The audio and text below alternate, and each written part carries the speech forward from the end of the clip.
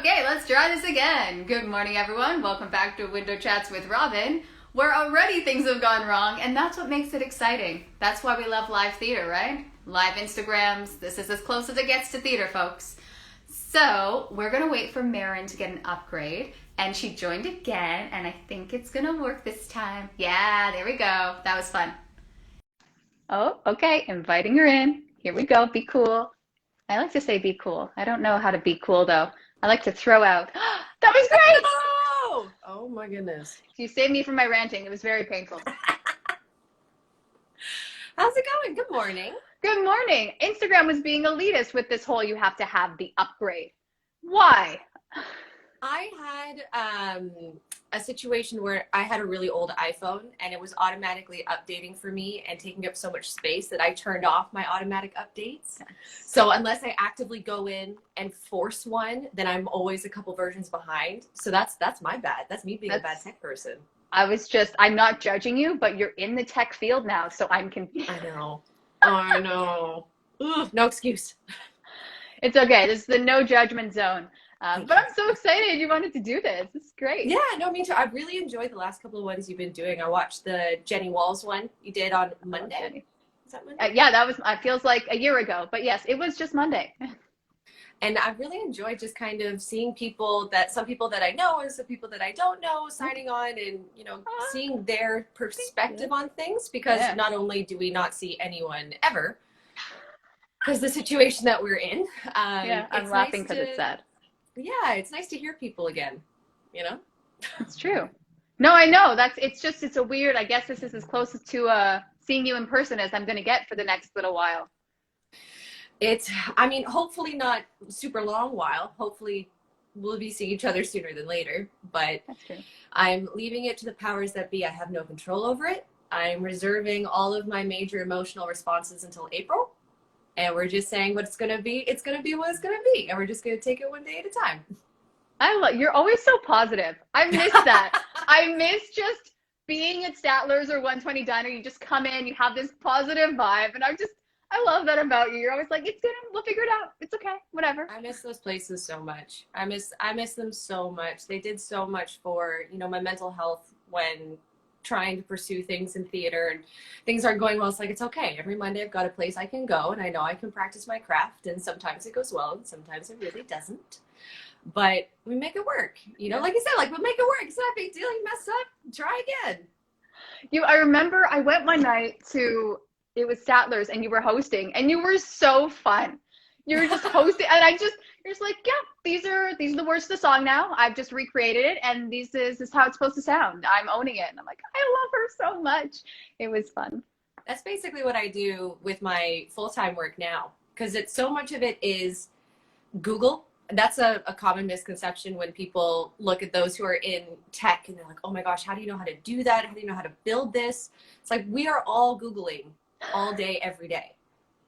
And everyone is so open with the information and it's so open source that you just put in what you're looking for. You look at a couple articles and try and discern how you affect that to what you're doing specifically.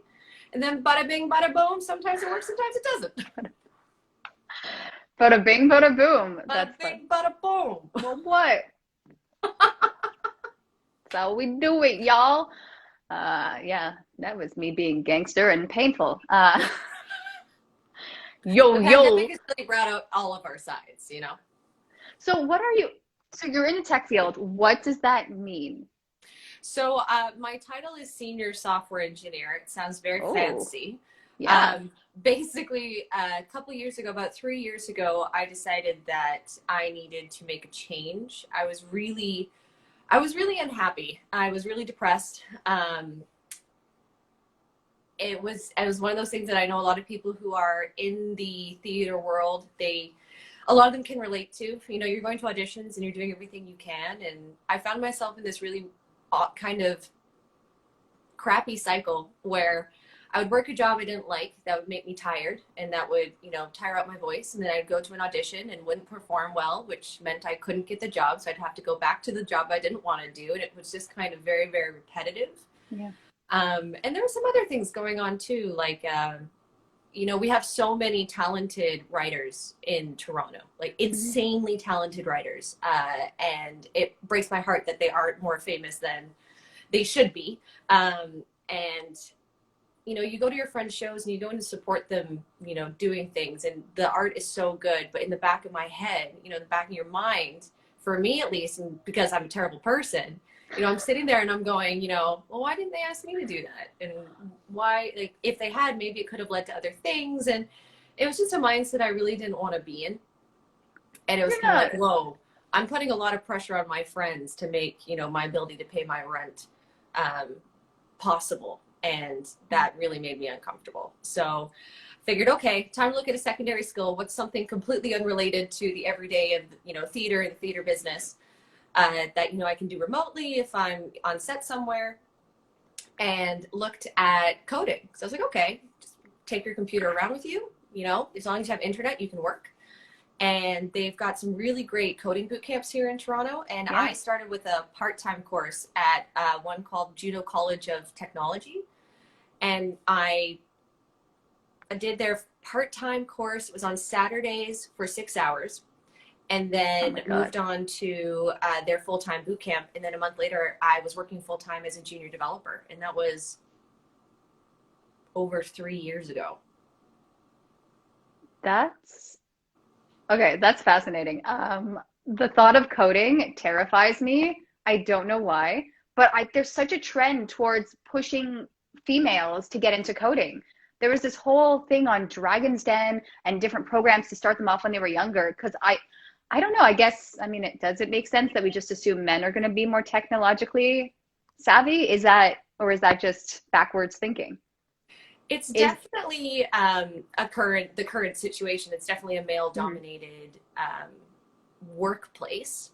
And I've heard some people speak to it. I haven't done enough research to really be able to say, like, this is the problem and this is how we fix it. But I've been listening to a couple of talks, and some people are saying, you know, when you go to the toy store, people buy boys and girls different toys, you know, and just trying to encourage that play from a young age to say, you know what, regardless of how you were born or who you are, you want to play with something doll fashion oriented, you do that. Yeah. You want to play with something building block, structure, problem solving type, you do that. And removing the expectation from the toys and just kind of saying whatever the child is interested in, just give them the tools to be able to explore that curiosity. It's like with a lot of things in the world, right? We're just trying to get more people who haven't had a chance or haven't been encouraged to in the past involved. The toy store reminds me, did you ever see Free to Be You and Me? No. Okay. Well, there's this one song called William Has a Doll, and there's this whole fight towards not allowing William to play with the doll, but at the end, spoiler alert, he gets the doll. It was a heartwarming song. Good. It was a class doll. Yes, they were progressive back then. They knew. It's been a thing that people have been talking about for a long time, and it's funny because for me, I've found that with making my change and the joy that it's brought me, and don't get me wrong, I really miss theater. You know, I miss performing. Like, I haven't performed in a very, very long time, and I love it. There is such a place in our society for theater. It's important. Like, I was watching, I'm starting to get into Schitt's Creek. I just never watched it before. And there was this behind the scenes documentary on Netflix about, you know, the making of it. And I think it was their last day of shooting. And a letter was written to the cast and creatives from a group, I believe they're called the Mama Bears. And they were this group of mothers who are in this group who wrote a letter with the names of all the children who identified as LGBTQ plus, and how the show helped them be more confident in their daily lives. Like, art is important. We need to keep art. Yeah, I was bawling. We just can't lose it. It's pivotal to, you know, it's been pivotal to my growth. I'm sure your growth. But the thing that frustrates me is when people say, oh, well, you do theater. You know, they don't expect you to be able to do anything else. And that is not true. That is not Excuse me. true. I can code. And And it's just providing, you know, a lot of people, a lot of my friends, theater brains are great for coding. They're great for software engineering. They're great for product development. They're great for a lot of things.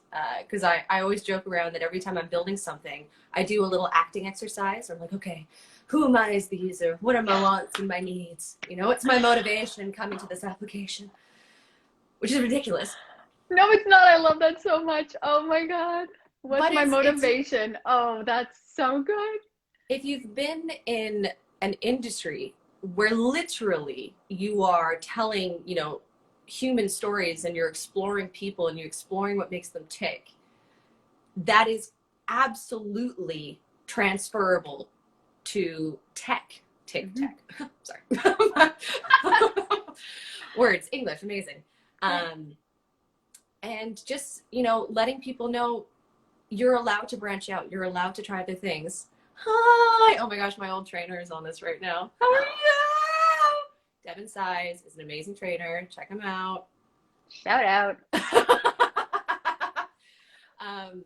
And yeah, just saying like there are options for you out there. I feel like sometimes when I get into this conversation, people think I'm trying to shut down theater and take people out and be like, never go back. It treats you bad.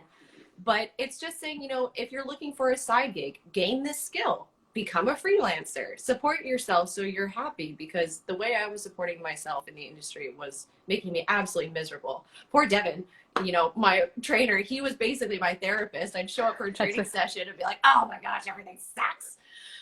But it was because it wasn't the actual art itself. It was, you know, the business aspect of it. The how do I feed myself from this? And then just that not working out. But look at what you did. Okay, I'm going to learn something new. You learned it. And now you just, that pivot, that business sense, just the entrepreneurship is very impressive. I remember seeing, you're like, yeah, this is what I'm doing now. I'm like, wait, what? And again, maybe it was my misconception. Because you're so talented and I hear you sing, I'm like, yeah, obviously she's theater. There's no other, in my mind, I couldn't see you doing anything else. And you're like, yeah, and I do this now. I'm like, whoa. So I'm just in awe of you. It is one of my favorite things because people, when they look at me, they don't necessarily jump to that conclusion right away. And especially, you know, speaking to some of my friends from high school and university and talking to them about what I'm doing, it's definitely one of those like, oh, I did not see that for you. And actually my parents and I, we were talking about it. And, you know, they were saying, Maren, if we had told you can't go into theater and told you to go into a computer science course, do you think you would have been as happy doing what you're doing now? I said, well, no, I would have had a huge amount of regret. Yeah. Saying, you know, what could have happened if I tried? And my parents were so supportive. They were able to afford me the ability to go train, to explore it, to try it, to give it a shot, and then kind of go, all right, there are parts of this I really love. There are parts of this that aren't working. I'm going to take a break. I'm going to try something new. And then we'll reevaluate in a couple of years. Because I won't lie, I'm definitely getting a very big pull to like start singing again. And I'm thinking about starting a YouTube channel. I won't be too scared, but I would watch that. The production side of it is really hard. Like lighting. Yep. Well, I mean, I'm struggling on Instagram Live right now. Okay, so I buy the lights. They don't always work, but lighting, sound, and I'm watching everyone. There's some production value. I'm thinking, where's this equipment? But also, where's this space? I struggle to be able to get a full body slate because I can't maneuver the depth of my apartment walls. So I guess if you live in a house or something, I'm not sure. But yeah, there's a lot that goes into it. It's not just having that talent. It's how do I put it all together and put it out there online. I like to make terrible production value stuff, but other people that are doing it right. Not terrible at all. What are you talking about? It's low budget in front of the blue screen. Look at this background I found online. Here's a picture. That does help because I don't like to show my place very much. I'm like, I have to clean. Have the background. So yeah, this is. Hang on. Complete the swivel. I love this is the entirety of my place. So this is like a $30 Amazon sheet. Yeah, I mean, it's so funny when people are like, "Oh yeah, you know my office," and we just step into my home office. I'm like, I have an office wall. You know, I no longer have a dining room table, or just any kind of eating table. It's become my desk, and it's pushed up against the wall, and that is where work happens. And it's funny because I know a lot of people, especially with the pandemic and working from home, they choose to do like a virtual background. Oh, right. Which is totally fine. You know, people have kids at home, they've got lots going on in the background. It absolutely makes sense. For me though, because again, probably a little to a detrimental level, I'm one of these where it's like, it's gonna be what it's gonna be. Here's my place.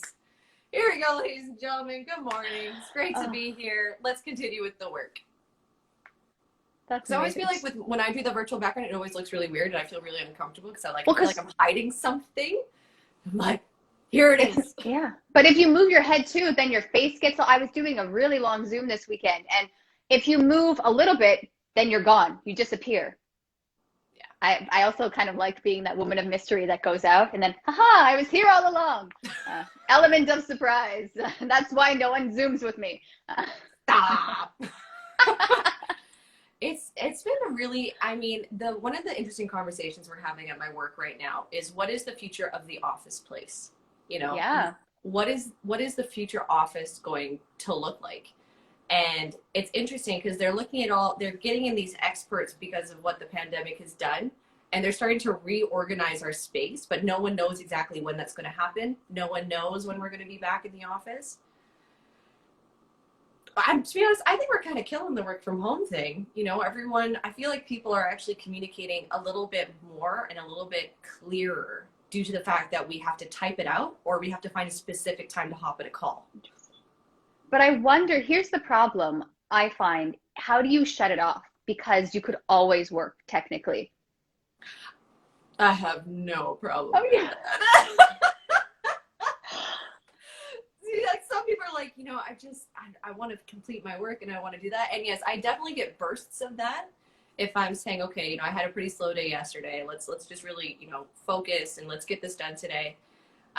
Or, you know, it's a weekend and I'm like, you know what, to be honest, sometimes on the weekend I have nothing else to do. So why not? Let's just complete this feature and you know, submit it in a request for my coworkers to review. But I don't know. I don't have that problem. If I'm tired and I want to stop, I stop. And that's the nice thing about the work that we do. As long as you're accessible and available for meetings and you get the work done, you're fine. So Maren, your face stopped moving, but I can still hear you. You paused. You were paused on a good spot. You weren't awkward. I heard you. Yeah, we're fine. You're back. But I'm like, I still hear her. And it was a nice, it wasn't those awkward, like, eh. It was a little half smile. You looked. Maybe a ventriloquist moment. You're just showing off another talent. I get it. Oh, you know, I mean, it's that's how I do it. I've been threatening at work. I'm currently working with a company right now that I dreamed of working for as an actor, but I'm right now working with them as a developer, building a product for them. And so is everything, what's it called? Hush hush? Yeah, I can't talk about it. But it's just so funny because with what we're building, there's the opportunity to like work with video and things like that. And I am always threatening to slip in a show reel and just be like, this is an audition. Here you go. And just like showing up to a demo and saying, hello, ladies and gentlemen, welcome to our demo today. Oh my gosh, what is this? This is so awkward. I can't pause it. And just, you know, shoot your shot, see what happens. Please do that. I admire that. I think it should be done. Why not? Will you lose your job? I don't think so. Yeah, it'd be part 2, software engineer to whatever works right now. The sequel to this conversation. I think it's about making connect. You know what? You said, I'm more than just this. Look at my talent. Here you go. Just own it. Enjoy. You're welcome. I think that should be the attitude. Why? They deserve to see it. You are welcome. I'm awesome. That's what it should be. Gosh. Mic drop. Shut down the Zoom call. Boom. You know, I love that we say mic drop, but that is the worst thing to do for a mic. I always want to, but can you imagine? That's just, I think they should make bounceable mics just for that. And then it bounces back up into your hand and then you get endless mic drops and then it's an exercise. So there you go. We're just inventing. So write a code for that, and then I don't know how coding works. It's always so funny when you see people do it on TV where they drop it, but then they immediately catch it. I always wonder, some people at home who don't know that are going, why did they catch it? It's like, that person loves their sound engineer. They care about the equipment. I mean, it looks so cool. I want to know who was the first person that just went, pow. We'll never know. We'll never know. I wish we had some kind of accessibility to information.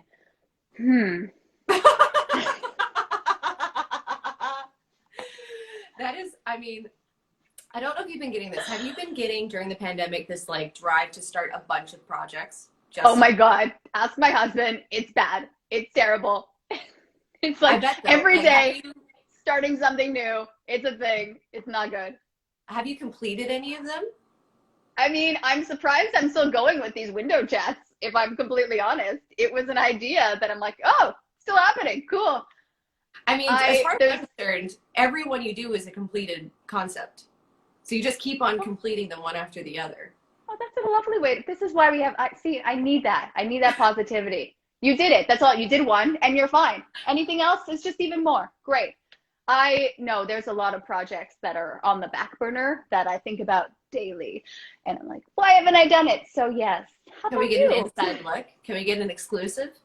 Oh, on the projects I haven't done? Yeah. There's reels that I have to put together that I'm just being, I don't even know if it's lazy or if it's overwhelming. How do I put together like a fitness reel and my special skills reel and more voiceover reels and all these film clips that I should do so I can show that I can be a doctor or a lawyer, or it's a lot. And then I just get overwhelmed and then I sit down and watch Netflix. So it's going well. It's going well. Yeah. Yeah. I think I have like 3 projects on the go right now. Oh. Yeah. My sister works for the SPCA in British Columbia. And she, because of the pandemic and everything, it really kind of made clear, you know, having an online presence or like an online platform for people to be able to interact through. So almost a year ago, I started working on this project for her where like people could sign in and, you know, kids could submit projects and things like that that are laid out by the SPCA, and they could get some interaction and get badges and things like that. And Blair, I'm so sorry for watching right now. Blair's my sister.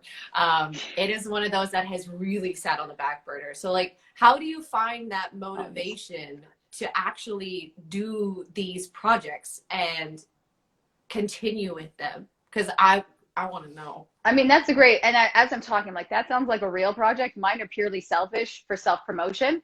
But even the ones that I've reached out to people, I say, I'm doing a sketch show. And then I send them the script. And then sometimes they don't get back to me. And then I lose that enthusiasm because it's been a month. I'm like, I don't know how to get back there. So then I just write something else. And then it's a whole, I find it so, I was talking to Chris James, and he is the most organized person. He's just summarizing, this is all you have to do. Put it in your calendar. Keep breaking it down into chunks. I'm like, you make it sound so easy. My calendar, I can write it. I just keep pushing it up to the next week. I don't know. I don't know how to stay motivated. I don't know how to get it done sometimes especially when I want to collaborate with people, because some people are having off weeks too, right? So it's finding that it's like when you have to be motivated with the other people as well. It's not easy. And I think that's what's made me start to do things on my own, but I don't like that because I like working with other people. So I don't know how to get around that. Well, thank you for having these talks, because I watched that one with Chris James and it took me to his video on YouTube. For everyone watching right now, Chris James has a great video.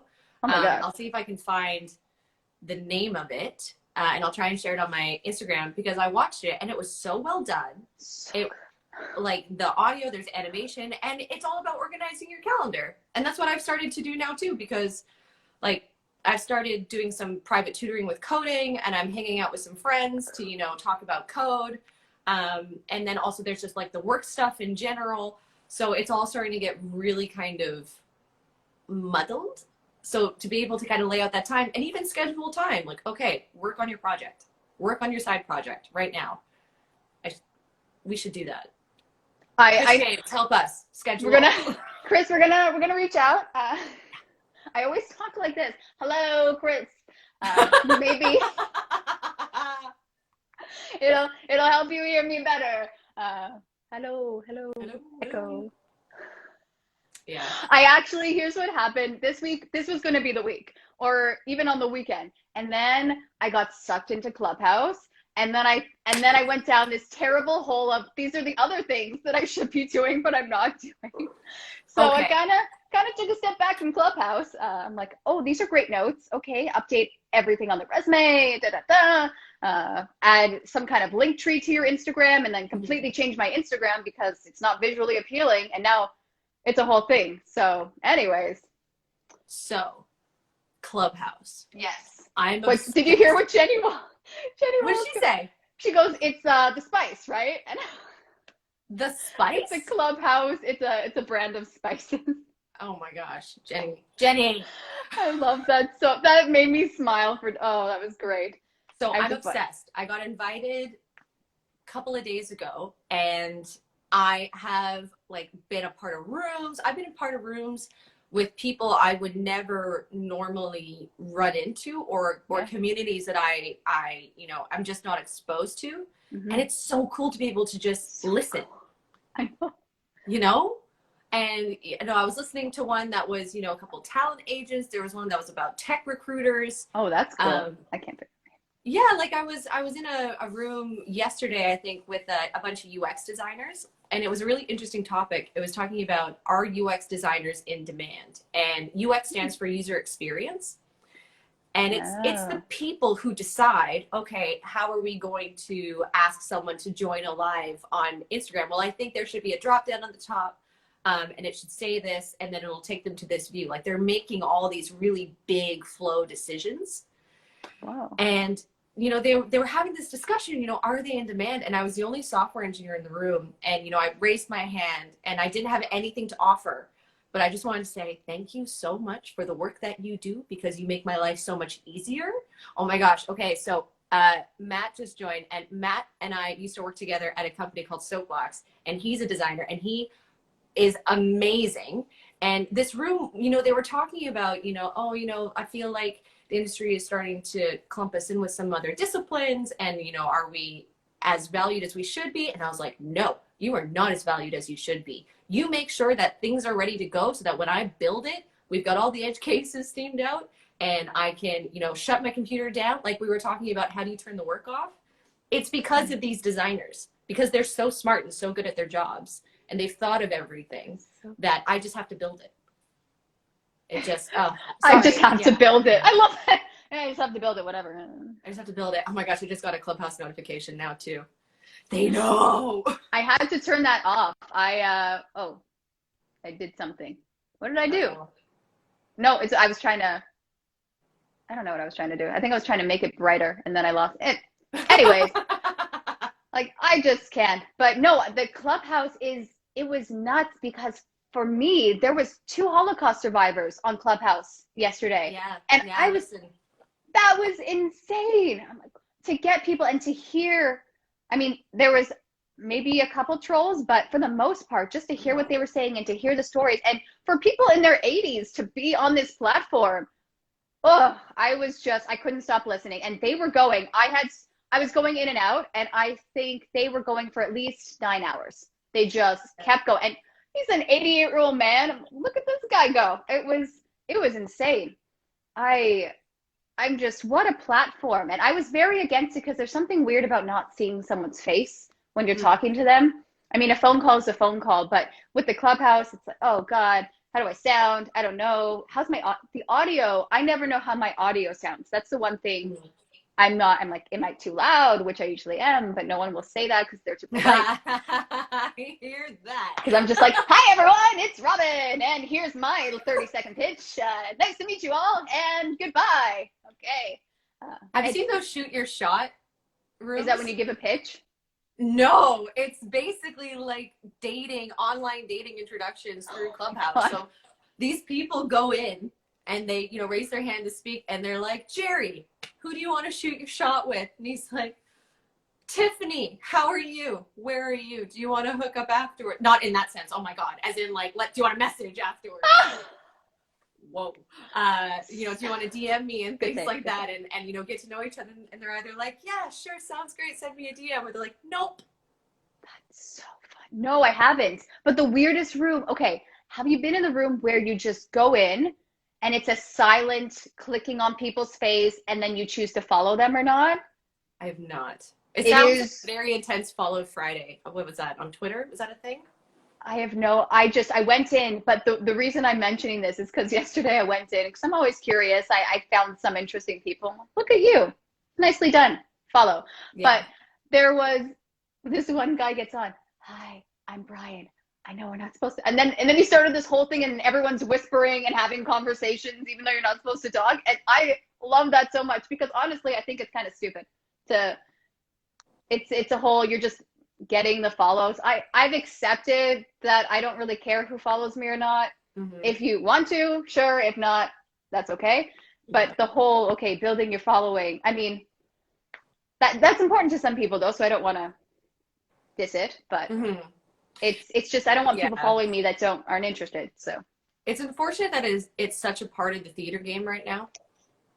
I think a mutual friend of ours was pitching to have a show in a festival somewhere.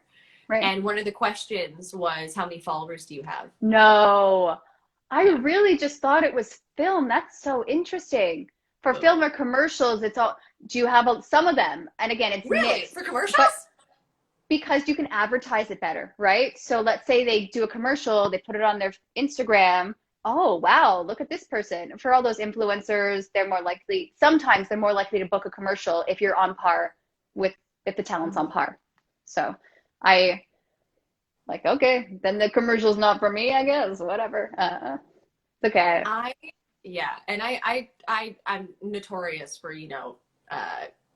joking about, the follow culture and how not invested I am in it. And I think the reason I'm not invested in it is because I'm not good at it.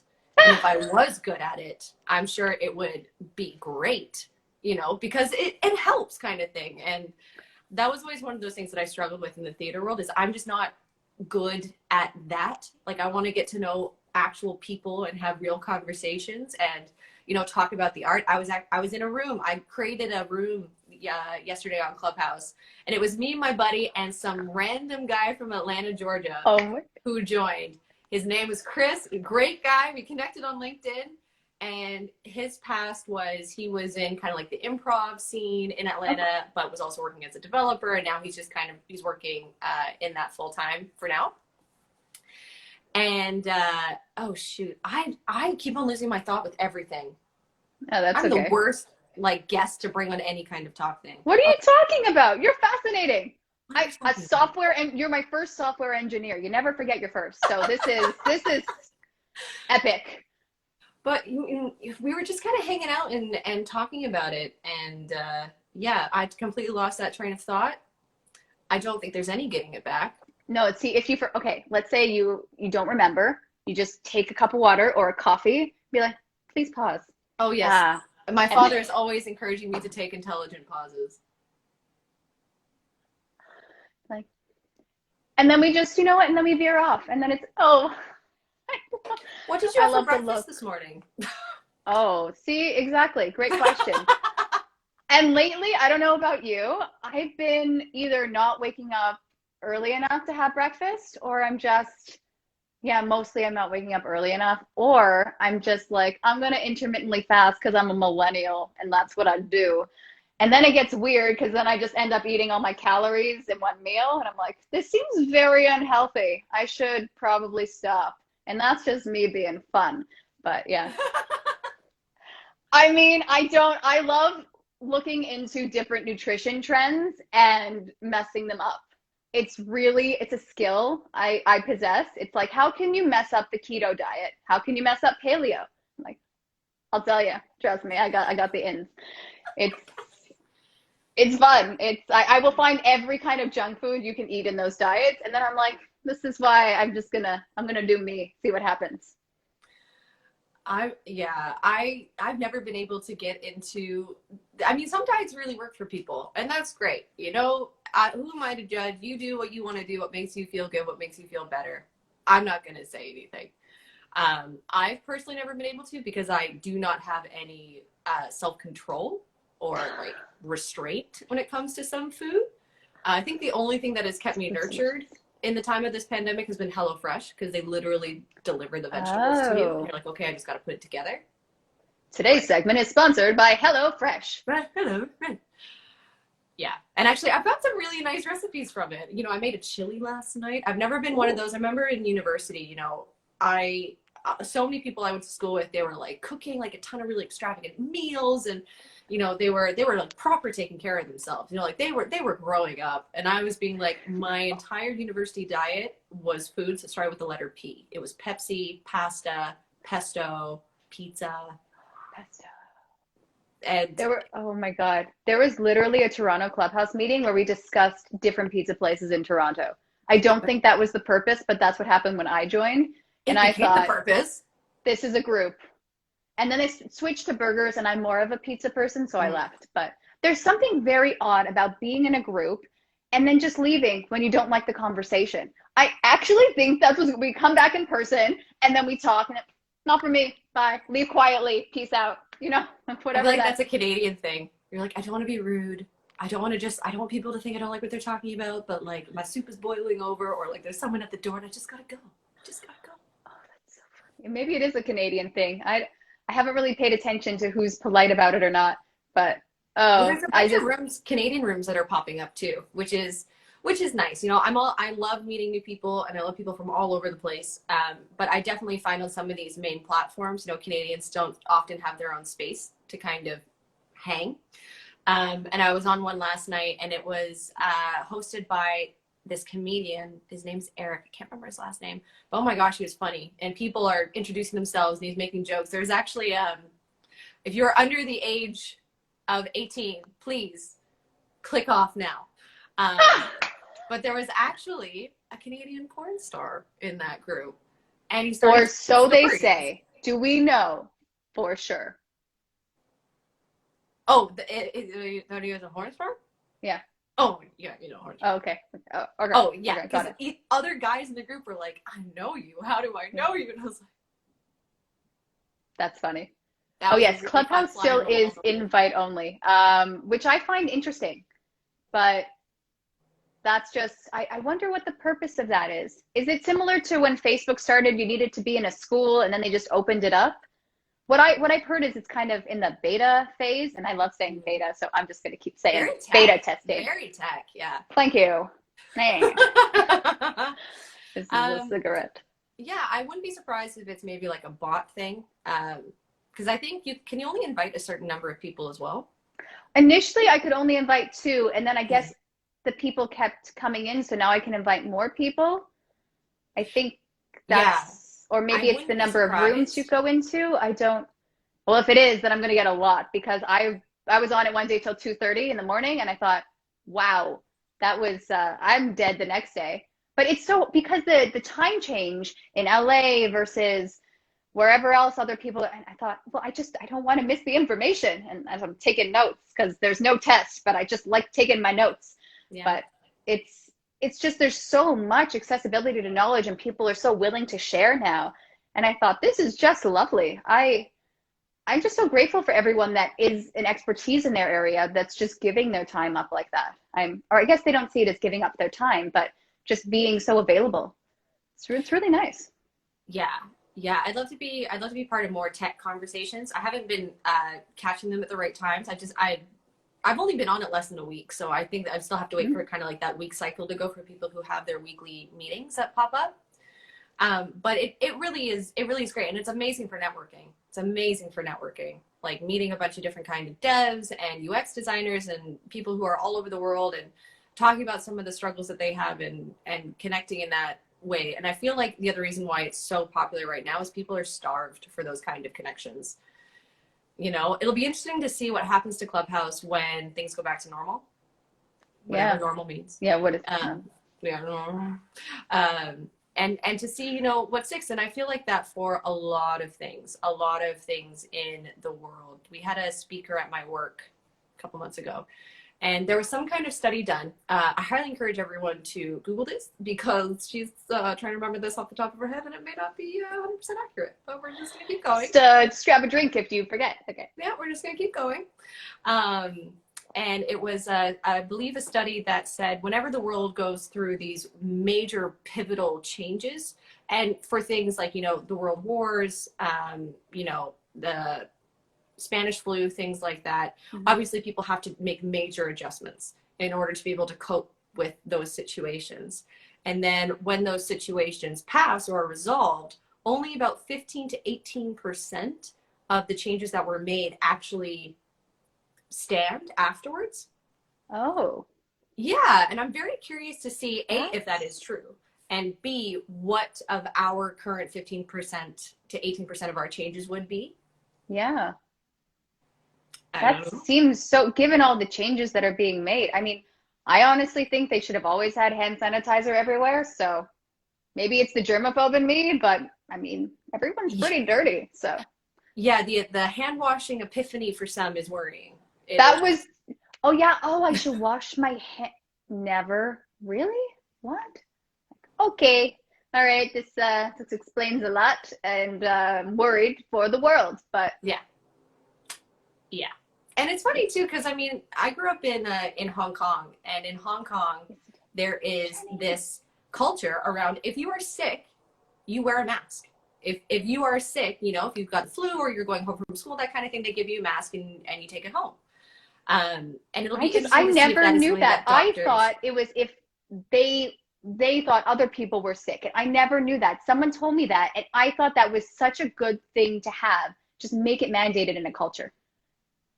It is so. I mean, I would be surprised if one of the things that changes is doctors say like, oh, you're not feeling well, you've got a fever, you know, maybe you might want to wear a mask. Hello, Hong Kong people. Hey. I miss home so much. I miss it. That is one of my first places to travel when things lift is I'm going to Hong Kong, baby. I remember hearing you were from Hong Kong, and I thought, okay, this person is, I need to know your story. So I actually don't know when you moved from Hong Kong to, I don't know that journey. So I was born out there. And we were there for 2 years. We moved to Vancouver, lived there for a couple of years, but my dad was a pilot for Cathay Pacific, the major airline out of Hong Kong. Oh, cool. So he was able to get a basing in Canada, but he was having to commute back to Hong Kong. He wouldn't be home for weeks at a time. And my mom was kind of like, you know what, this is ridiculous. This doesn't work for us. We're going to, you know, move out there. We're going to be together. Some people are able to manage it really well. Our family, not so much. So, we moved back when I was 5, and then I did kindergarten to grade 12 there, and then went to England for university. That's where I did my drama school training at a place called the Guildford School of Acting. And then the UK wasn't really for me. I was definitely, you know, also nervous about having visa issues and, you know, trying to get ahead and then getting so close, but then the visa getting in the way. So I figured, okay, you know what, they can't kick me out of Canada. I'm a citizen. So that's what prompted the move here and, you know, getting into, you know, the community here and everything. That is, so UK, how much pricier is it in the UK? In terms of training? No, like in terms of buying a coffee. Oh gosh, I don't even remember. I don't even remember. Like, it feels like another lifetime ago. Really? It's crazy. And my memory is terrible. My memory is actually awful. That's why you got to film everything. I literally just film things on my phone for myself. I take pictures to remember what I ate. I don't post it. I just want to know. Sometimes I'm like, that looked yummy. I want to remember this. Yeah. I get my little reminder a year later. Oh yeah, that was delicious. I'm glad I took a picture. It's fun. So, wow, Apple's making bank on you with the cloud storage. I know, and then I have to delete it. And then I have to delete it because then it fills up quite quickly. And I'm like, yes, the picture that I thought was necessary. I guess I've enjoyed looking at you. As Marie Kondo would say, you no longer bring me joy. Delete. I love Marie Kondo. She really helped me get to, I mean, I love what she says, but then when everything started to give me joy, I struggled a bit. Ooh, So, Robyn, need you to be less happy. Yeah, if you could just like not enjoy things, that would be oh great. my, but it's always those little things from your child. I'm like, but they make me so happy. The little figurines. I don't know where to put them. They're just randomly somewhere, but yeah, okay. I think that was one of the things that definitely I mean, my parents have definitely held on to a couple of things from us moving around. And in Hong Kong, we moved like 4 times. We lived on a boat for a couple of years, and then we moved around apartments. So it was always small spaces. So you were always kind of having to kind of decide, okay, do I want to keep this or do I not want to? And I mean, there are definitely times where I think, oh, it would be cool to be able to go back to your childhood home, to be able to see it, you know? Those are some things that I wish I could do, but I saw recently my childhood home. I can't remember the website, but there were pictures of what it looks like now, the inside. And I looked at it and I thought, okay, so the weird bar in the basement is still there. This was a trend for old houses that they just put bars in basements. We never used it. No one really drank in my family. It's still there. No one's moved it. And then I see all the different furniture and wallpaper they've used. And I thought, oh, I don't remember this home. So it was odd. It was exciting, but also a little, oh, that's not what I remember kind of moment. So mixed feelings about seeing a childhood home. is it in Toronto? It was, okay, so I'm told I'm not allowed to share a lot of personal information, but I could be wrong. I'm trying to like, that being said, it's in Thornhill because it's in my bio somewhere. I grew up in Thornhill. So yeah, I'm like, I don't know what to not share. I overshare so much. And then I get off the call and I'm like, oh, should I not have said that? And like give people my exact address where I live. And then, okay, cool. Don't say references for what's around you. And I don't know what to do. So then I just get in my head. Yeah, it's a really interesting conversation because I'm also debating, you know, I want to try and get into like a more of an online presence when it comes to my coding and doing like live coding sessions. Like, hey, if anyone wants to learn how to build like a really simple app with React, or let's try building something with vanilla JavaScript. Let's work through it together. You know, I don't said know a how lot of words I don't know, but it sounded cool. I heard vanilla jack, and I don't think that was right. But that made me want some kind of milkshake because I think that would taste good. Some kind of vanilla cereal. Robyn, I want to put you in a room full of developers and just be like, join the conversation. Doesn't matter if you understand. Just go join a conversation and let's see how it goes. And I'll just be in the corner like, yeah. I would say things. I think I have an acquired sense of humor. Be like, is this girl for real or is she making fun of us? And be like, no, I'm genuinely, this is me just saying stuff. So depends. I'd love it. Well, I appreciate that. That's always good. Oh yeah, see, we have some requests for some online courses. There you go. Oh gosh, I know. We're starting a business for you. I'm so excited.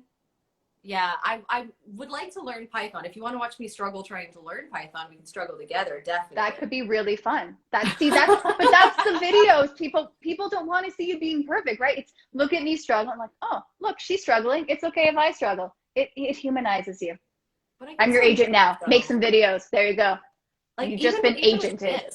You know, it is nerve-wracking putting so much out there, you know, and saying like, oh, have I said too much? And worrying about, you know, people getting angry at things that you've said.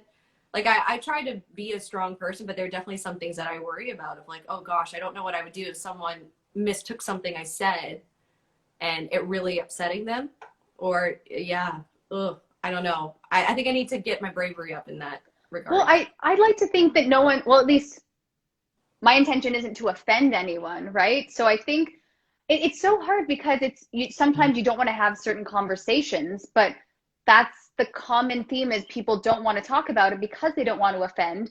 But I think the trend is let's have the conversations. Let's learn what I'm not expressing correctly so I can learn from that. I think it just depends who you're talking to though, because some people, if you don't know it right away, they get offended, which I can understand.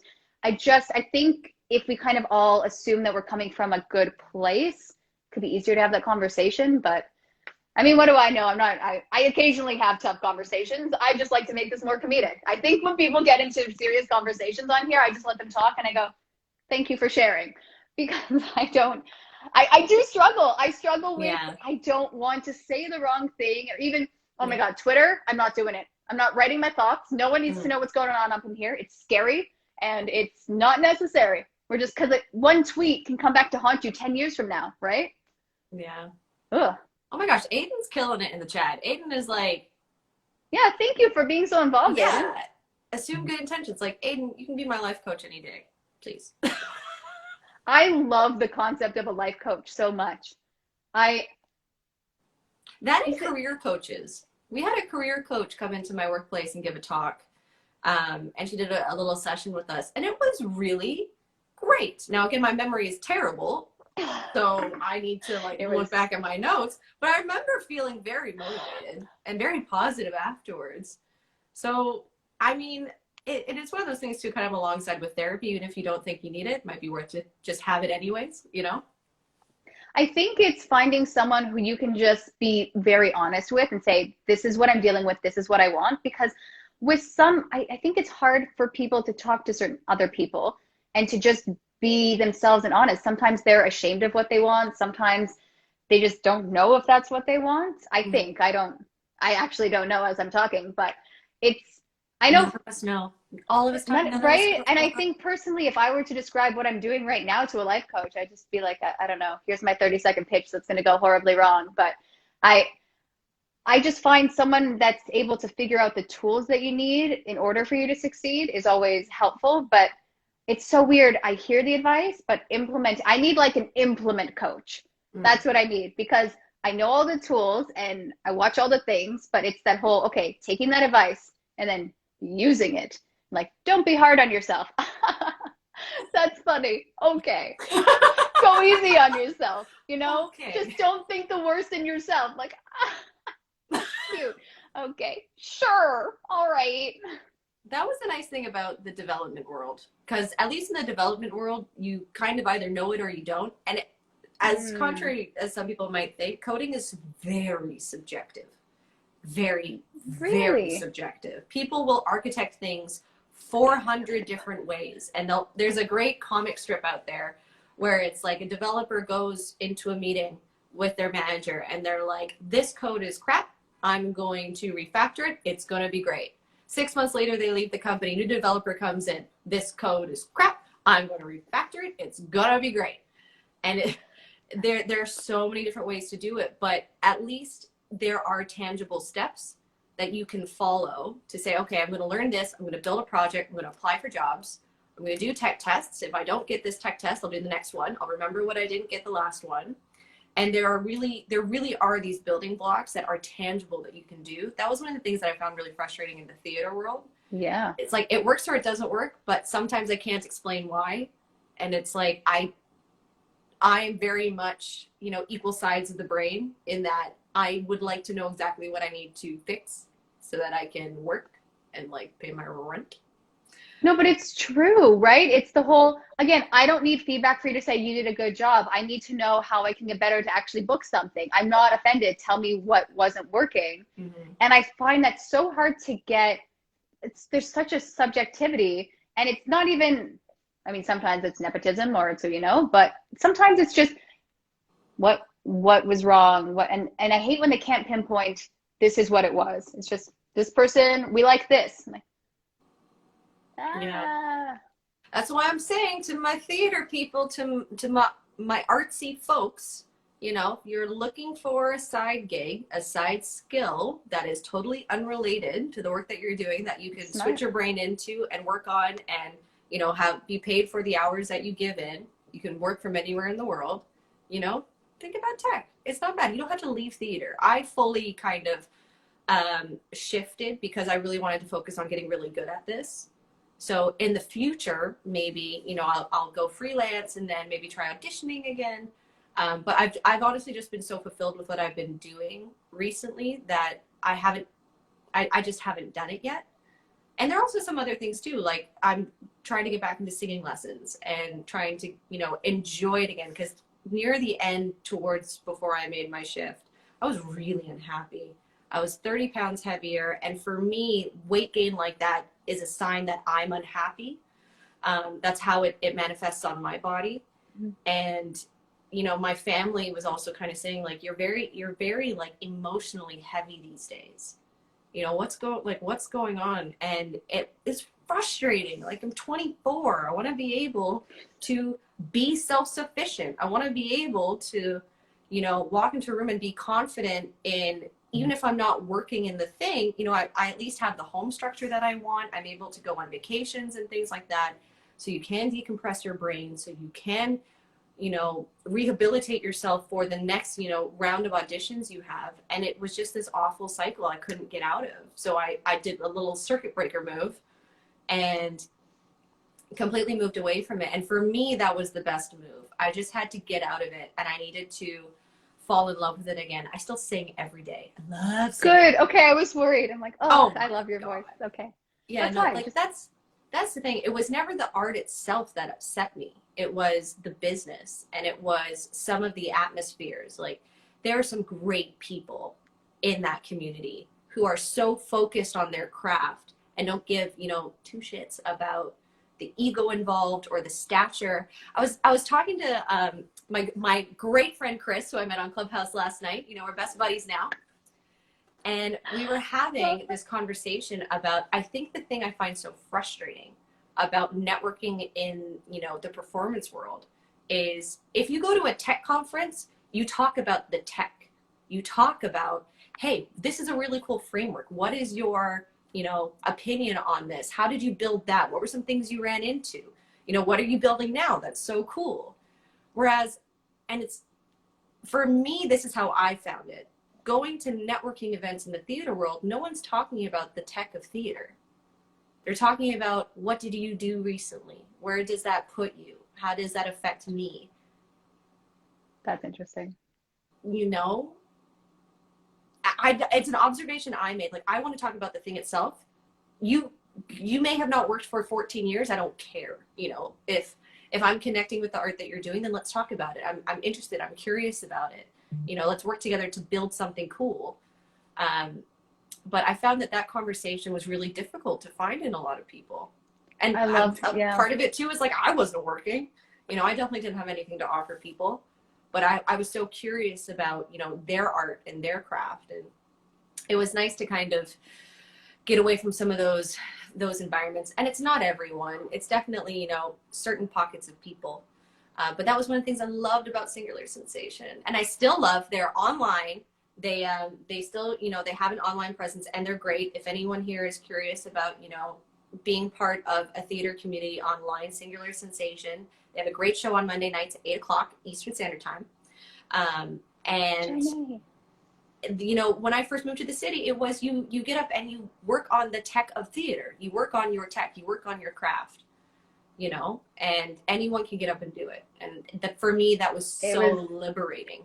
It was anyone can get up. It was so welcoming. I told Jenny, I got over so many, oh God, I was an awkward person. When I got the song wrong the first time I went, or maybe it was a couple times in, I really practiced and then I was so upset. And I was, oh, that's the worst. And really, no one remembers what you did. And then you come back and you're like, you know what? Everyone's here to support each other. Make up some words, just see what happens, and just work on singing. And I'm like, I love these guys. And it was just, it was so, you come in and then everyone's so friendly. And it was really, it's so weird to me. You would just go, and sometimes I go, I don't even want to sing. My voice is tired that day. Cause honestly, look, between you and me, 10 o'clock at night, I'm sometimes singing at 1 a.m. I'm tired. I can't get any noise out of here. It's done. Cause I'm like, I get excited when I see a lot of people, and then I'm like blabbing. I'm like, oh, didn't protect the voice. That's on me. Cause you have to yell over everyone getting out drunk. That's what happens. Them kids. But even just watching how people performed and the way they told songs that I've heard for ages already, and the different ways they performed it, I thought, that is so cool. I never would have interpreted a song that way. I love seeing that. It was nice to just see people working on it. Yeah. And doing it and succeeding. And some people who are struggling, because, oh man, did I struggle many, many times I might have not been there, because I'm just like, okay, Maren's coming up. Good. She can sing. I'm going to listen and be respectful and go. Lying. But even if what you thought was a mess up, I'm like, she hit some notes and I'm feeling good. There's a there were some notes that were hit, some choices that were made, and I enjoyed. Oh, there were choices. There were some choices. I don't know if they worked out that well. But I would always try out new material when, I mean, I say important, but people that could help you in the theater world were in the audience, and then it's like, oh, maybe you should have done a song I knew because I'm pretty sure that was not my best, but that's also me getting in my head, and it is what it is. yeah, and for me, it was one of those, it'll be what it'll be, and we'll figure it out. I feel like I need to get that tattooed on me, something like, maybe right here, then we'll figure it forehead out. tattoo. That's what's the trend. No regret. Yeah, and for some people, I mean, it's definitely something that I think has probably hurt me in the past, where it's kind of like, it'll be fine. Who cares if we mess up, it's fine. We'll figure it out. But it helps though, right? Because when you go up there, you're like, we'll see what happens, right? Whatever. And then it's just so much easier to watch someone that's relaxed and has a calm sense of their self versus, I mean, I'm a little paranoid, like, oh God, I hope I chose the right song. Although the person before me sang my song. So now I'm stuck doing my second choice that I wasn't happy with. And then it gets it's fun to listen to. I mean, the song picking drama is one of my favorite things. Is it really? Oh my gosh, I love it. I don't know how to pick a song. This is a resume worthy skill. I will always choose the wrong song. I've only chose the right song once for an audition, but I will genuinely never pick the right song to audition with that it's like, oh, why didn't she go with that? That's all right. Thank you. Next. Not even a thank you. Just like no acknowledgement. Okay, cool. Yeah. Bye. Yeah, and there are some people who are amazing at it. My roommate in university, his name is Gabriel, and he's fantastic. He's been in the West End production of Color Purple that Cynthia Erivo was in before it was brought to Broadway. He's done Hairspray. He was in Jingle Jangle, the Christmas movie that came out. He was in the original cast of Hamilton in the West End. Whoa. This man is amazing. He's amazing. And bless him, he was one of these incredible souls who, when I was struggling so badly at drama school, because I just could not pick songs, he would sit with me and he would tell me like, you should try this song, you should try that song, and I mean, he is just one of those. His name is Gabriel Makake. Give him a follow. He's just fantastic. And it was, that was the nice thing I loved about Stallers, is it brought a lot of those souls to that place. I was just thinking everyone's going to follow your friend now and ask for song choice advice. I mean, Gabriel started business. We have these discussions to develop business ideas. You're going to start a little coding thing, do a little YouTube singing. And Aiden's going to be our accountability partner, he says. Yeah, I really like that. Accountability partner. I think that's a great idea. But then it's also, and then I feel guilty with my accountability partner because you're holding me accountable. I'm not doing it. Now I'm upset. Now I'm downward spiral into oblivion. Nope. Aiden would never judge us. He would only lift us up. That's all that Aiden will do. Cue, raise me up, Josh Groban. Dun, dun. Poor Aiden's like, what the heck am I watching right now? Yeah, I love that people are fascinated by this. I mean, I just kind of wanted to talk to people, and you never know who comes into the room. The room. I've used so many quotations today. Oh, thanks, Aiden. Of course, love it. Great guy. What else to chat about? Is there anything you want to plug? Software engineering. I know I say that. I'm like, why did I say that? That sounded weird. No. Okay.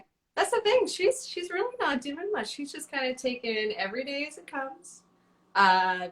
It's just yeah. See, I'm the worst. I'm the worst guest to bring on any shows. I have nothing to promote. We're just hanging out and chatting. I'm forgetting my train of thought. Like, honestly, people have started promoting people. This was the best compliment I've ever received doing this was someone reached out to me. They said, I want to promote something. How do I get on Window Chats with Robyn? I'm like, oh my God, you just messaged me and I put you in. It's like not a thing. So I was very flattered. Though, is everyone thinks there's more of a structure than there really is to some systems or some events or some productions and things like that. It's like, no, someone just started it and they kept it going. And you know, it evolves and it turns into things. So yeah, I would just, like, keep these up. They're amazing. Whenever they come on, you know, I'm doing my work and I'm typing away, and of course, they're so much fun. And it's nice that you get all different kinds of people and all different, you know, disciplines and things like that in there, because you never know what's going to bite for some people. And I guess if there was anything, you know, to plug, more air quotes, plug, it's not really so much a thing. It's just, you know, to my theater friends out there, you can do more than you think you can. And the skills you have acquired in theater are absolutely transmissible to other disciplines. And if you want to make a change, you haven't failed, don't feel guilty. Like, it's not, there's so much in this industry that is out of your control that you should never feel guilty for prioritizing your happiness. That was really well said. I agree. You had a look on your face like, was that right? But I love your story of, this is, I wasn't feeling happy. I made a change. I'm happy now. Like, it's so hard to realize, to even say to myself, I'm not happy, and to figure out, how do I get happier? And it's so challenging because everyone has a different experience, but for you to figure that out and say, I'm happy now, it's amazing, because isn't that really the premise of life, to find happiness? I'd like to think so. It was something I know I always said when people always ask, you know, what do you want to be when you grow up? And honestly, like, don't get me wrong, I love performing and everything like that. But like I said, the world sometimes has different plans for you, and some of that is out of your control. And I just knew I wanted to be happy, because there are a lot of people who are in the positions that I would have loved to have been in who are not happy. And for me, that doesn't make it worth it. And I remember when I was making the decision to change things up and kind of going, okay, well, you know, I've invested in a lot of years and there's been a lot of money that's been put into this. And, you know, am I letting people down? And my parents are the most amazing people ever. I'm not biased at all. And they're probably the best parents anyone's ever had. So suck it, world. Okay. I just remember talking to them, and of course, like, it's embarrassing to, you know, it shouldn't be, but I understand how there is that feeling there of, like, you know, there were people who had an expectation of me. Like, I was always the one in school where people were like, oh, she's going to go into theater, she's going to become an actor. Like, it was seen from a very young age amongst my peers, and to kind of live up to that expectation is hard, especially when it's obviously not working. So I remember going up to my family, and, you know, I was sitting down talking about it, and they just said, look, everything you've done up to this point, if it has led to your happiness, was worth it. And then, you know, a call back to, if I had decided not to go into theater and just straight into trying to become a developer, would I be as happy now if I hadn't gone through that? Probably not. You know, I can rest knowing that I gave it a shot and I met some amazing people, and learning a bit about the industry, and knowing that I always have the option of creating my own if I ever want to get back to it. And, you know, kind of letting go of that guilt and letting go of those emotions, because it has all led to being happy today. And if you change one aspect of that, how would that affect everything else, you know? It's hard not having that guilt, though, and I love that you said that, right? You shouldn't feel guilty for trying to figure out where you should be. I mean, I know for the longest time when I'm like, hey, so remember I'm a physiotherapist, so now I'm going to do acting full time. Cool. And that was just a weird time in my life where, I mean, don't get me wrong, physiotherapy, that knowledge I have is amazing, and I always get injured, so that's helpful. But it was just, what do I really like? What can make me happier? What do I need right now? And it's always difficult to question that. And I mean, acting full time right now, is that a good choice? I don't know. I'm doing window chats because I got some free time, but it's just so interesting to let go of the guilt. That's what I find is the hardest thing, because I mean, especially if you're not successful, right? So I've never used more air quotes in my life, and this is just the air quote. What is success? No one knows.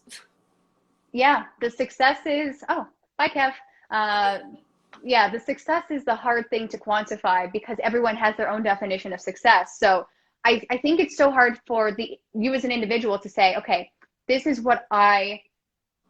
this is my definition of success, because not everyone will agree with it. And then, but also you don't have to justify your life to other people, which is also a hard thing to stomach in a sense, because we live in a world, we're not in a little, well, I mean, we're in a bubble now, but in general, there's people around that expect certain things. So I find it always an interesting discussion to have when people are identifying what makes them happy, and when they find that happiness, I'm so happy for you. I'm happy when other people figure out where they should be, but I'm also like, you're still acknowledging that you're still going to do it. And I never want you to stop singing, because I love it. I'm a Maren fan.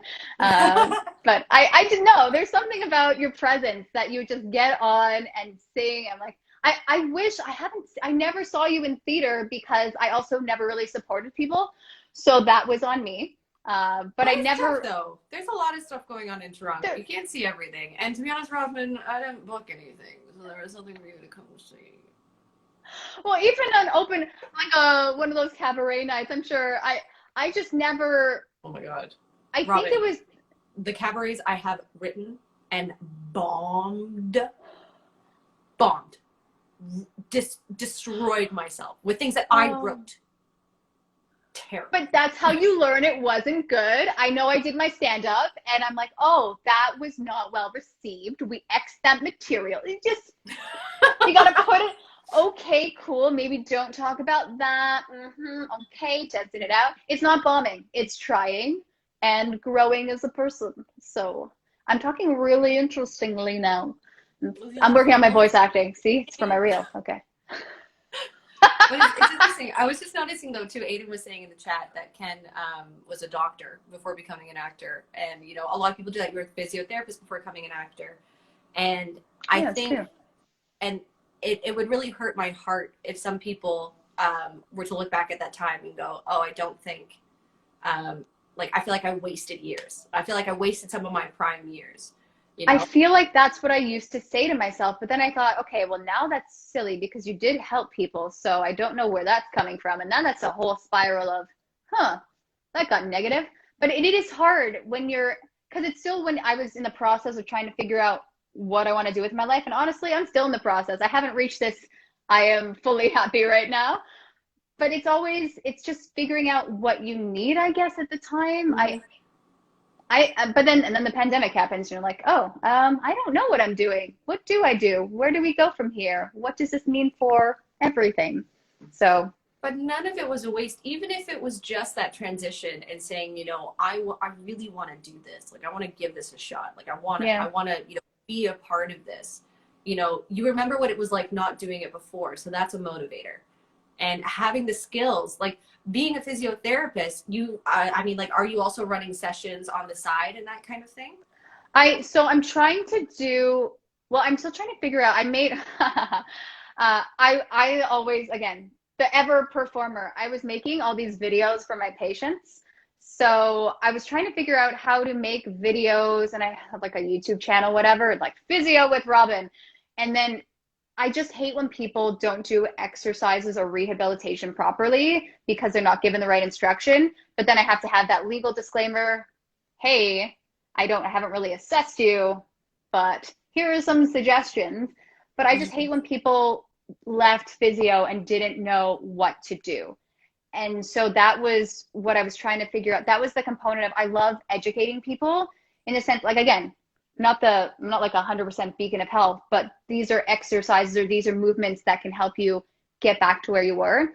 That was one of the projects I keep wanting to get back to, and just common injuries of how to get people, how to strengthen, how to lengthen, whatever your injury is. But it's such an interesting, I don't want people to think this is the only thing you should do, because there's so much misinformation out there. And when I watch some of these videos, I'm like, I don't think that's right, but okay.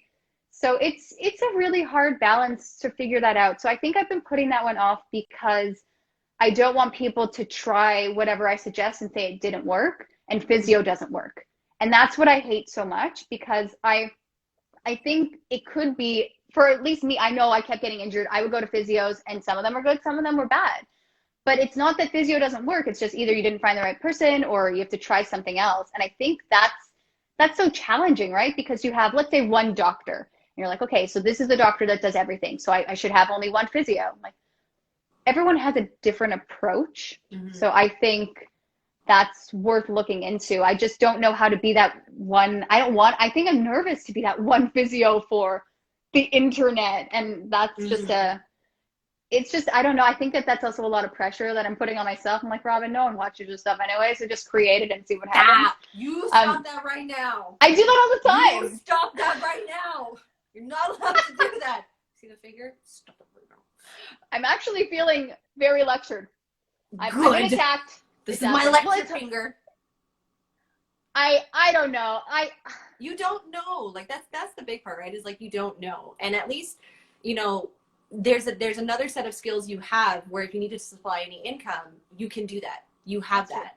And it was really interesting. There was a comment earlier about it's amazing how much pressure society puts on people trying to figure out everything in their 20s.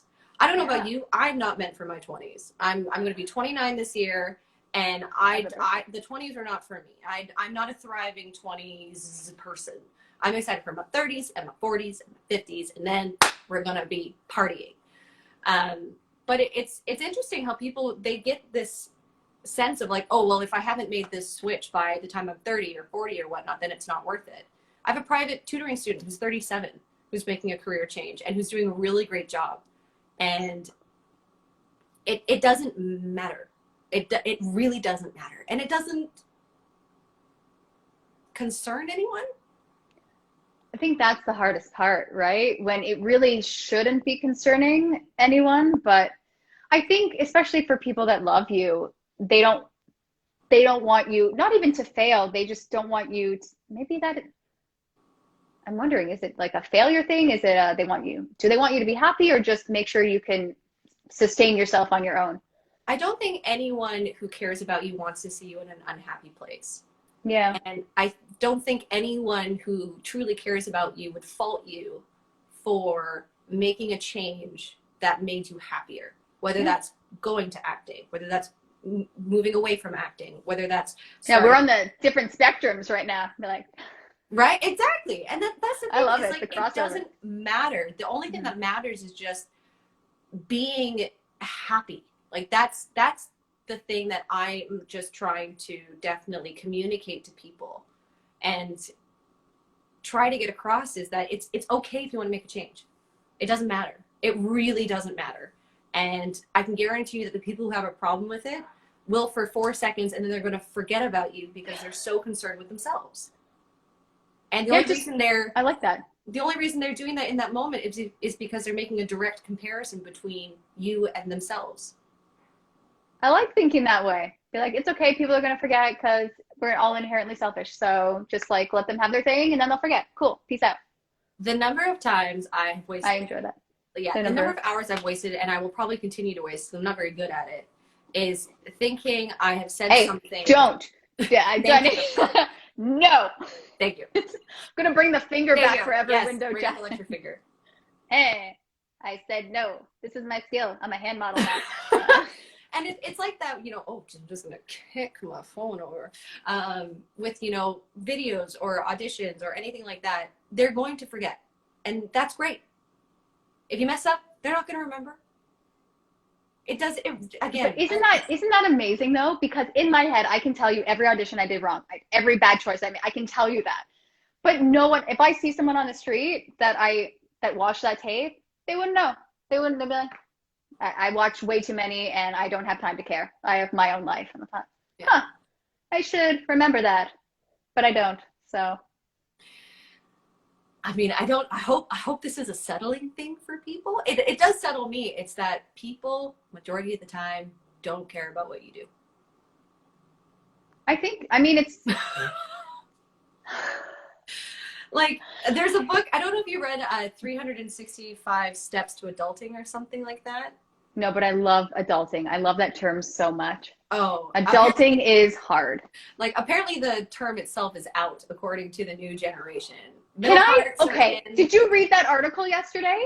There One? was an article saying this is what's no longer cool, and it was the laughing so hard they're crying face is out. And I always use that. And I thought, no, I object to this article, but I believe everything I read. So do I stop using it? No, I just accept that I'm older. So that's what I'm going to do. Not going to be cool. Like, I'm not giving up my skinny jeans. I'm not wearing them right now. I don't think I'm wearing jeans in like 7 No, it's very casual pants. I get it. Oh, yes. Yeah, that kind of stuff. It just makes me laugh. Because like she's never doing a middle part. Yes, thank you. No.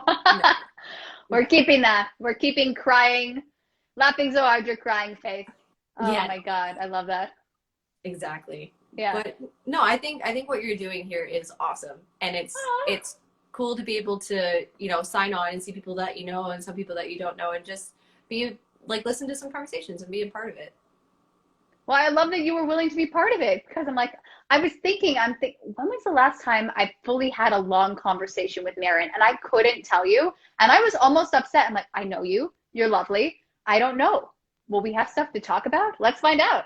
And that was almost me getting in my head. I'm like, no, she'll be fine. She's lovely. She'll figure it out. I mean, she couldn't get on the live stream. It's okay. I restarted it. It was a bad intro anyways. I needed to revamp that. I'm like, oh God, Robyn, the rambles are lacking. It was, you know what? It doesn't matter, and we're going to figure it out. I love that.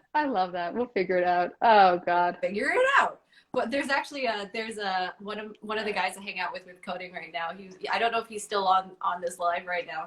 But Jeff, if you are there, we're going to do a drinking challenge, whether it be alcoholic or not. Maybe like a gummy challenge. You have to eat a gummy every time. And see if you get sick from how many you have to eat. Because I say we're going to figure it out 4,000 times. 4,000 times. That's not a terrible thing to say. Yeah, we were working through a problem last night. And it's funny how I can be in an industry where someone asks me a question. I'm like, I don't know. I don't know. Let's see what other people have done, and we'll try and do that. And everyone is like that. It is one of the most amazing communities for sharing knowledge and for embracing people and bringing them in. And I absolutely love it. Absolutely love it. I love that you can say I don't know. Can you imagine? So what's wrong with me, physio Robyn? I don't know. I don't know. That looks pretty bad. You should. I don't know. What do you think? I'm a physio? There's something so powerful in being able to admit you don't know something and being able to work with a group and figure it out. I love that. Oh, now I want to become a software engineer. All right. So, it's one of those things where, I haven't been a hiring manager yet, and I would like to get to a management position eventually. There's still a lot of tech I'd like to learn before that happens. If it's that's in for the your cards 30s. for me. That's from the 30s. It's from 30s to the 40s. But for me, especially when I'm talking to, junior devs who are fresh out of the boot camp and, are trying to find work, I always try to say, it's totally fine to say you don't know. It's totally fine. It's much better to say you don't know than to come up with some BS that's just going to waste everyone's time. And just say, I don't know, but I'm looking forward to understanding. But I love that it's acceptable, right? Because certain professions, it's not always the case. So the fact there's something to this mindset of being able to, okay, someone doesn't know something. How do we teach them? How do we figure this out? Mm-hmm. I love that. Yeah. I wish that could be adapted across everything. Yeah. Yeah. I hope that one day it will, that this expectation that people who don't know things should know them. It's like what you don't know. That's the thing. It's that, that told you. Exactly. Right. And then I learned the hard way of, I guess I know it now, but that was an uncomfortable situation I would have liked to avoid in the future. Yeah. This is so, you made a good sell. So for anyone that was debating becoming a software engineer, sounds cool. I'm just wanting to pick up an extra skill. There are lots of artists who do the freelance website game on their free time. You can work from a set, you can work from a rehearsal space if you're not in the middle of rehearsing a particular scene. I was going to say, wait, so you don't just use Wix.com? That's not your thing? Okay, got it. I mean, I know a lot of developers that are so against the Squarespace, WordPress what was that one? Wix. Yeah. Wix. Yeah. The Wix thing. That is my website page. That's yes. great. That's great. You can, like, the fact that there's a platform for that is awesome. People are like, look, I just want to get my brand out there. That's awesome. You shouldn't have to pay $4,000 for a website. That is not what I get paid. That is a really crazy number. So I like that number. I thought, whoa, okay. Wow. No, just throwing a number out there. But the websites can be very expensive, especially when you're putting like a person behind, the hours that go into building it. So I think those platforms are great. Are they great for scaling big applications? No, but that's not what they're meant for. I almost wish I could code because there's certain features that I thought this should be easier. But little did you know. So the reason why I got interested in it was because I was sitting in a Starbucks working on my actor website on WordPress.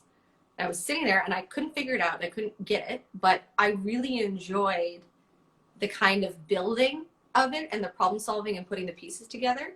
That 13 hours went by and I didn't even notice. Like, I didn't get up for 13 hours. And I was like, oh shoot, this is interesting. I enjoyed this and, didn't want to end it as soon as possible. It's crazy, which is what sparked the okay, let's have a conversation with a couple of people who have, made this change. And one of the people who did the course before I did was Rebecca Perry's sister. And I know that name. Yeah. Rebecca Perry, she's a artist in the Toronto scene. She's done Edinburgh Fringe Festival, all the fringes. She's an amazing performer and producer. She is one of those where it's like, please give me your drive. Please, for the love of God, give me your drive. Yeah, I met her once at Statler's, and then I saw her face everywhere, and I thought, whoa, this girl she's going places. She's because killing it. She is one of those. I think we did a confidential musical theater project, those musical theater improv shows. I think we did one together, and then I saw her at Statler's, and then her face was everywhere at all the festivals, and I thought, whoa, good for her. If you need a mountain moved, call Rebecca Perry. But we were chatting and I was telling her about this. She's like, oh, my sister did this course and she comes from a fashion background. And I was like, well, that's artsy. Like, could I do it? And of course, the Perry sisters are so good about, sitting down and sharing their knowledge and their experiences. So we, sorry, I'm not laughing at you. I was laughing at a comment. I know. What was that? What did that say? I know. It's, I did wear a bluish purple shirt. And yes, I am blending into my background. Thank you, Trish. Actually, Trish was the one we coordinated with pink shirts and our blue backgrounds. That was a fun one. But yes, I only own blue t-shirts. So now I just gave up and I will just be a floating face and I'm okay with that. Also, I don't own that many shirts. I'm doing all these chats and I'm running out of clothes. So yes, this is going to be a repeat in a couple weeks. That's just going to happen. Steve Jobs, just wear the same thing every time. I don't the turtleneck and then it just, it'll be your Steve Jobs. It'll be your blue shirt every time. Oh, I like that. But what if I want a different one? What if I go with a different neckline? I'm feeling like a little crew. The world will burn. Oh, thank you. The world will what? The world will burn. Probably. Yeah. Thanks. I'll promote. Yes. Any cross promotional. Oh, that's what I should do. If anyone has a brand, I'll start wearing brand. Oh, that's what I'm going to do. So remember we were talking about Marie. I think what we're talking about are sponsors. This is, we were sponsored by HelloFresh. But what I want to do you have these shirts that are, like Harvard and Princeton and all that? I do not. Okay. What's the word I'm trying to look for? Not is it like the text, like the font style? Yeah. So it looks like, I wanted to wear those because I want to justify not throwing them out in a sense that they bring me joy. So I wonder if I should start doing that going forward. I'll wear my grade 8 Annie shirt because that's when I really peaked. I wasn't even Annie. I was Lily St. Regis and I got to do my funny voice and then they threw me in as Bert Healy because I could sing. It was a great combination, playing all the spectrums. That was my grade 8. Your journey is your journey. It is. I'm going to own it. I'm inspired. I'm wearing, but then will you feel, if you came on and I was wearing this casual shirt, would you be, Robyn didn't dress up for me, I'm upset? Or is it, oh, okay, it's casual. I like that. I have no expectations. Oh. Oh, see, but I'm talking to someone that's chill. This isn't helpful. Wait, I need to do a work poll. out. Gonna do an Instagram poll that no one will respond to, and I will not get answers. I mean, I don't know. I'm definitely one of those where if the conversation's good, it doesn't matter. You Oh, know? I like that. And the conversation's been great. So. Well, that's like when acting. Okay, I obsess about my hair and my makeup and blah blah blah, and then okay, well maybe just do good acting. Oh, yes. Okay. But that was one of those things. Like this, I mean, this is a rarity these days, and this isn't oh, even you look like, lovely. I thought, oh, she got dressed up for me. oh, you know, putting on a face of makeup and you know, having, you know, brushed hair and that kind of thing. That is not a regular occurrence these days. And I don't feel bad about it. But I did notice that I was struggling to get kind of motivated in my mornings, jump into my work. So I am trying to, at least to the shoulders, be work ready. You know, we're still in pajamas. But you know, to the shoulders, we got to start somewhere, right? Here, whatever's in the frame. Just all my calls are like this. Hello, fancy tech people. There was a Zoom call where I don't even think I wasn't into the shirt thing. So I just took the call from here up, and I realized I look like a terrible person. So it was just this, and not even a chair. I think it was my couch. I just kind of gave up in that. It was a casual meeting of discussing a sketch we were doing. So again, I wasn't trying to be disrespectful. I just wasn't in the mood to be on another Zoom. Yeah. So it was probably the worst kind of. Maybe I cut at my lips at one point. It's just my nose, and it's hello, and then she's creepy eyes. The world has changed. The world has definitely changed, and I hope that what this has done is it has also removed some of that expectation for having to look a certain way to be able to do a job that has nothing to do with the way that you look. And now I don't think that applies to the performance world because everything depends on how you look. It's unfortunate. I didn't play it well, which is why I got out of there. But you know, it is one of the interesting things you try to balance at a workplace. It's like, well, how much is too much? And no one has ever said anything to me, you know, at my job. And, you know, I'm very grateful for that because I know some of them in the back of their minds are kind of like, oh, I'm there. Do you add glasses? Do you have the little blue light glasses? No, I use something called Flux on my computer.